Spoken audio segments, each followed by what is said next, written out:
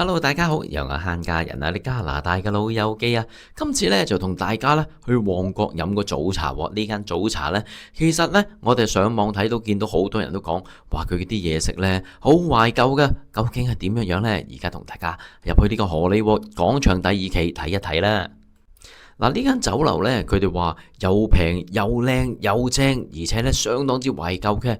如果中意食懷舊點心嘅朋友呢，真係要嚟試下嘅。咁係咪真嘅呢？咁啊搭個 lift 上2樓睇一睇就知道噶啦。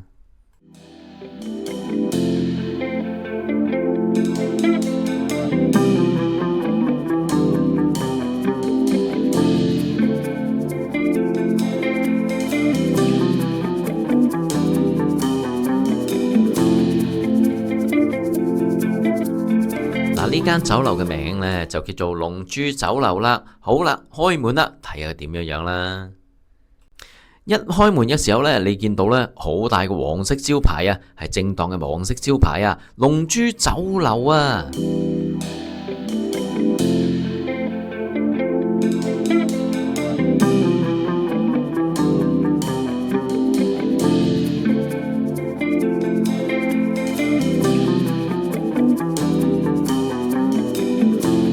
晨咁早嘅時候呢，已經見到相當之多人坐晒喺度啦，個個都一盅兩件，或者整個煲仔飯嘅。大堂個設計呢，亦都相當之古色古香嘅龍珠酒樓啊！哇，呢啲龍呢，真係好耐冇見過啦！呢啲咁嘅雕刻嘢呢，以前喺啲酒樓成日有啦，有龍自然呢就要有鳳噶啦，一龍夾一鳳啊！呢啲咁嘅裝飾啊，新派酒樓邊度會有啊？以前啊唔覺嘅，而家覺得好有氣派啊！唔止咁添，乜嘢都唔使驚啦，3支公啊，凍喺大廳度啊，福祿壽啊嘛。不過呢，而家係受保護動物嚟噶啦，要小心睇住啊。吊燈方面呢，都整到好似雀龍咁嘅，真係好有以前呢一個茶居嘅感覺啊。咁啊，偏廳方面呢，就冇咁裝潢啦，咁但係呢，一睇啊就知道自己喺邊度啊，旺角區啊嘛。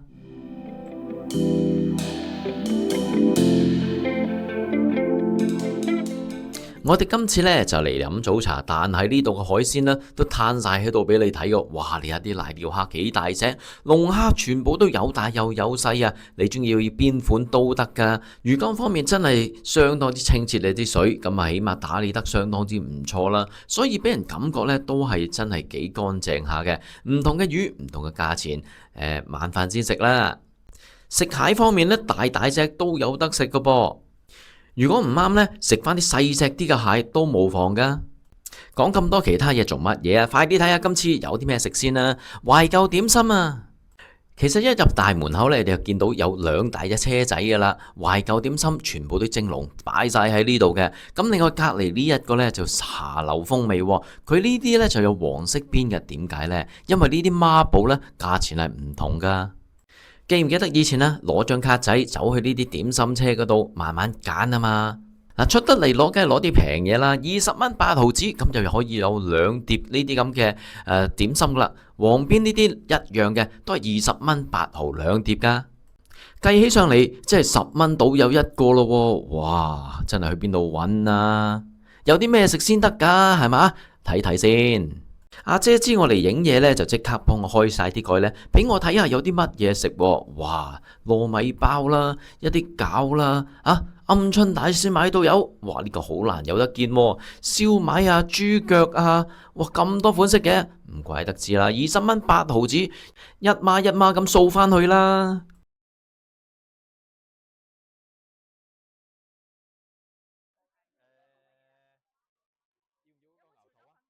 佢喺牆上面呢，亦都列低咗所有嘅懷舊點心嘅，咁所以睇啱個名呢，同阿姐講聲咁就得噶啦。記唔記得以前呢，我哋好中意拿住張嗰啲點心卡仔呢，就去嗰啲美食坊度揀嘢食噶。呢度呢，就有豬紅啊，甚至花生菜乾粥呢都有嘅噃。隔離仲有一架車仔呢，呢架車仔冇理由你唔識啦啩，就係煎腸粉啊、蘿蔔糕啊，或者係茄子啊、青椒之類噶啦。哇，煎出嚟香噴噴噶。嗱，另一架點心車就係呢一架啦。哇，好耐冇見過點心車，仲要推嚟推去嘅，好似花車巡遊咁走嚟走去。當然啦，裏面亦都有啲點心俾你即時叫嘅。講咁耐呢，肚餓啦，不如我哋睇下我哋今次叫咗啲乜嘢食啦。第一籠呢就係叉燒包啦，你見到佢係黃邊嘅，即係20蚊8毫紙兩籠嘅，咁即係10蚊到一籠啦。呢一個嘅叉燒包呢，你望落去得兩件，好似少少地咁啦。咁但係呢，你睇翻個價錢呢，即係大概5蚊一個，又唔係太貴喎。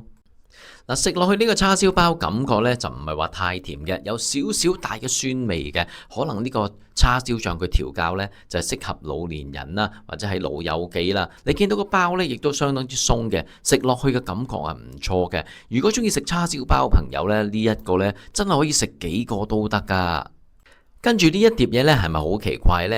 有一隻嘅雞扎，而且呢包一隻嘅雞蛋嘅，可能因為成本問題啦，亦都可能呢係照顧啲老友記啦，唔使食咁多雞扎啦，食同樣嘅嘢可以分別食下唔同嘅嘢啦。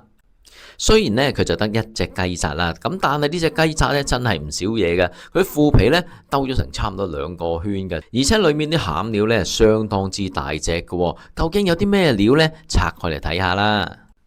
其實裡面嘅料呢，就唔係話特別多款式嘅，呢一嚿呢，係叫棉花雞嘅棉花啦，稍微細咗啲啦。呢嚿呢，就係呢個芋頭啦，仲有一隻雞，咦唔係雞肉喎，係成隻雞中翼喎，哇成隻雞中翼俾你，咦仲有一嚿乜嘢嚟嘅？就係呢個冬菇啦，切開呢，就細細塊嘅，睇翻呢個冬菇呢，係相當之厚身嘅，而且冇咩酸味嘅，亦都相當之腍噶，吸晒所有嘅汁呢，就真係好食啊！至於呢個雞中翼呢，真係成隻雞中翼擺晒喺裏面喎，有埋骨有埋性噶，唔好諗住呢係一啖咬啊！如果咪咬到骨呢，就唔係咁好啦。稍為慳咗皮啲呢，就係呢個棉花啦。咁鬼死細嚿棉花嘅，真係好似冇咗咁樣樣啊！不過唔緊要啦，睇一隻雞翼先啦。隻雞翼係相當之腍嘅，味道呢係唔錯嘅，而且咬落去呢，係咁用條脷頂呢都爛得喎，真係炆到好腍啊！雖然呢，差唔多100%肯定呢，佢雪藏雞翼噶啦，咁但係亦都冇咩嘅雪味，食起上嚟呢，都係有濃郁嘅雞雜味嘅。其實呢一個腐皮呢，吸晒所有醬汁呢，又腍又好食，真係其實精華所在嚟嘅。咁啊，隔離嗰一隻烚蛋呢，基本上呢係普通嘅烚蛋啦，啱啱好熟晒啦，咁就冇咩特色嘅，純粹呢，真係為咗湊夠數嘅啫。呢一個呢，就係蟲草花鮮竹卷啦，你見到啦，黃色邊10蚊雞，梗係少啲俾你啦。總共呢，有4嚿嘅，即係2大條啦，咁都好嘅，上面都有啲蟲草花俾你嘅。蟲草花鮮竹卷啊，鮮竹卷嚟講呢，其實唔係算係太大條嘅 size，叫做正常啦。咁你睇翻裏面呢，都係有啲唔同嘅肉喺裏面嘅，唔係齋嚟噶。味道方面呢，都係正常嘅鮮竹卷啊，蠔皇鮮竹卷啊，味道啊幾濃郁下嘅，而且唔會太鹹啊。嗱，跟住呢一個點心呢，真係懷舊點心啦，而家呢，真係好難揾噶。蛋球啊，呢個蛋球呢，係要相當之耐嘅時間慢慢炸嘅。當我哋剪開嘅時候呢，你就會見到呢，佢嘅裏面呢，係好多一層層嘅，呢啲呢，就係功夫嚟噶啦。蛋球要靚呢，一定要發得夠大啊，而且呢，就唔會話實得得嘅喎。你睇呢一個呢，裏面都係炸到空心嘅，然之後一層層酥皮咁樣食呢，咁咪叫為之正啦。佢嘅面頭呢，亦都滲咗少少砂糖嘅。佢雖然係有少砂糖呢，就唔會話太甜啦，有啲甜味賴下啲咁嘅蛋球呢，帶出嘅味道呢更加之好啊！唔同嘅質感，咬落去呢係完全唔同嘅感覺嚟嘅。呢一個呢，好耐冇食嘅時候呢，真係要記住試一試呢。另一個懷舊點心呢，就係呢一個啦，鵪鶉蛋燒賣啊，3大隻嘅，你見到面頭呢都有鵪鶉蛋嘅，當然呢隻鵪鶉蛋呢，就係開半嘅，就唔係成隻大大隻嘅，因為成本啊嘛。好多時呢，我哋聽到呢個鵪鶉蛋呢，就會覺得膽固醇高啊，但係其實唔係嘅，膽固醇高，如果你食一大隻雞蛋咁大隻，嗰啲膽固醇咪仲高，咁所以久唔久食下呢啲咁嘅鵪鶉蛋呢，都係無妨嘅。呢一隻鵪鶉蛋燒賣嘅味道又如何呢？佢鵪鶉蛋咧雖然細細隻，咁但係趁住呢個細粒個燒賣呢，咁又唔會話太過差，味道都叫幾 balance 嘅。感覺上呢，裏面呢係豬肉嘅燒賣啦，味道啊唔錯嘅。面頭呢其實就有啲乾嘅，因為呢可能蒸完擺一陣嘅緣故啦。至於燒賣下低呢啲豬肉方面呢，味道呢亦都唔錯嘅，咁亦都冇呢個嘅冰雪嘅味道啦，所以都係處理過嘅。成粒燒賣嚟講呢係好食，好懷舊嘅味道啊！跟住呢一個呢，就係豉汁茄子啦，呢啲茄子呢，上面都釀咗啲魚肉上去嘅，所以如果你係中意食茄子豉汁呢啲咁嘅味道呢，呢一隻啊 OK 喎，喂有3粒都唔少嘢啊！味道方面呢，都算係對版嘅，而且啲茄子呢亦相當之腍嘅，中意食腍節節嘅茄子嘅朋友呢，呢一隻呢咬落去真係就咁用條脷頂都成得散啦，然之後可以吞咗落肚啦。嗱，呢一味呢就叫孖包喎，專係為咗啲中意一盅兩件嘅朋友嘅，唔使一次過食咁多同樣嘅包嘛。一籠裏面有2種唔同嘅包嘅，一種深色，一種淺色。究竟呢2隻係乜嘢包呢？估你真係估唔到啦！深色我以為係呢個芝麻包啊，就啱咗一半喎。係啊，係芝麻包啦，不過呢係鹹嘅芝麻包喎。除咗芝麻之外呢，裏面都有啲菇喺度嘅喎，咬落去呢個味道呢就幾得意喎，鹹鹹地，而且咬到啲菇呢都幾爽口嘅。麵包呢相當之腍啊，你見到呢，哇，好似蛋糕咁樣樣嘅，所以呢一個包真係整得唔錯嘅，味道都好神奇啊！可能因為我後生得仔咧，真係未試過呢啲咁嘅包啊，唔知你有冇試過呢？總之呢一隻包呢，第時我見到呢都會或者叫嚟食噶，因為真係幾得意啊！相比之下呢，呢一隻包呢就普通啲啦。另一隻白色嘅包呢，就係奶黃流沙奶黃包啦，裏面啲奶黃呢都係流流地嘅，唔係話佢渣，而係話佢係流質嘅啫。味道啊唔錯嘅，包嘅質感方面呢，同頭先嗰隻一樣啊，都係鬆飄飄嘅，相當之腍嘅。嗱，跟住呢個點心呢，係咪好靚呢？好似成堆花咁噶。呢一個呢，就係蓮蓉花啦。面頭呢啲呢，全部都係酥皮嚟嘅。酥皮嘅特色係乜嘢？就係多油啦。咁所以食呢個嘅時候呢，千祈唔好諗住要健康啦。你見到裏面呢，係有蓮蓉嘅，仲有裏面有個餡喺度噶。呢一個點心正式嘅名呢，就叫千層牡丹酥啦。當我哋睇翻去裏面嘅時候呢，你就會見到佢係裏面嘅餡呢，就係蓮蓉餡啦。蓮蓉餡中間呢，仲有一啲嘢嘅，呢一啲嘢呢，其實就係紫薑嚟嘅，食落去呢，就會有啲酸酸地嘅感覺嘅，所以又愛又甜，食到酸成粒咁嚟食呢，個感覺啊真係幾好噶。係啊，油膩咗少少，但係呢，一仗嚟到唔食，對唔住自己啦。講開懷舊甜品，點可以唔講芝麻卷噶？呢啲芝麻卷係咪即係菲林卷呢？你見到一盒呢就有3大條嘅喎。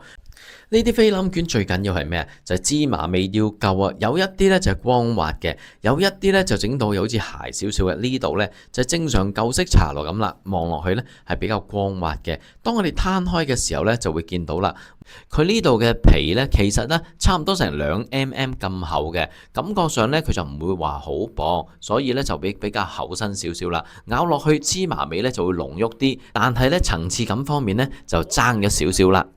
但係喺呢個物以罕為貴嘅情況之下呢，有得食有啲咁嘅 quality 呢，已經相當之難得噶啦。嗱，跟住呢一味呢，就係最緊要啦。其實點解我哋揾到呢一間嘅茶樓呢？就因為我哋想揾呢個焗蓮蓉布甸啊。呢度就有焗蓮蓉布甸啦。你見到咧呢個焗蓮蓉布甸呢，面頭焗完之後呢，都有啲焦焦黃黃嘅，裏面亦都有啲西米啊、custard 加埋蓮蓉呢，混埋一球嘅味道啊，唔會話太甜。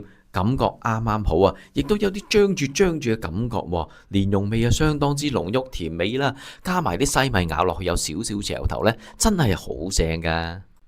嗱，呢個甜品呢，基本上已經好難揾到噶啦。就算你揾到啊，喺呢個荃灣區呢，大概都要39蚊、40蚊到一個咁少少地嘅一客嘅啫。咁但係呢度呢，基本上20蚊已經有交易啦。所以如果想食呢一隻甜品嘅呢，真係要過嚟呢度試一試啦。如果你分嚟食嘅時候，分到上面有少少焦焦地嘅焦糖味呢，咁啊真係正啦，因為呢味道更加之香口嘅。咦，下一碟又係甜品，不過呢隻呢就係馬拉糕。呢一隻馬拉糕呢係有少少嘅椰汁味嘅，而且呢成個馬拉糕呢都相當之鬆嘅，感覺上呢度做嗰啲包點呢真係有一手嘅，所以如果嚟呢度食包呢，真係冇介紹錯嘅。